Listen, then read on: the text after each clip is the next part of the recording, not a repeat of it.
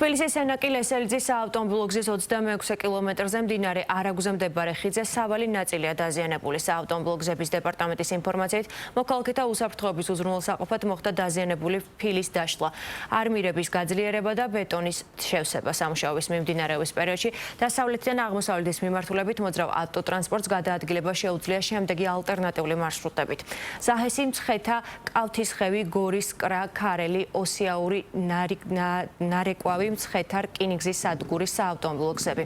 დეპარტამენტში აცხადებენ, რომ ავტოტრანსპორტის მაღალი ინტენსივობის გამო მიმდინარე არაგუზე არსებული ხიდის სრული რეაბილიტაცია ვერ ხერხდება, რის გამოც პერიოდულად ტარდება აუცილებელი აღდგენითი სამუშაოები. ამასთან არსებული ხიდის პარალელურად უკვე მიმდინარეობს ახალი ხიდის მშენებლობაც, რომლის ექსპლუატაციაში გაშვება მიმდინარე წელს არის დაგეგმილი.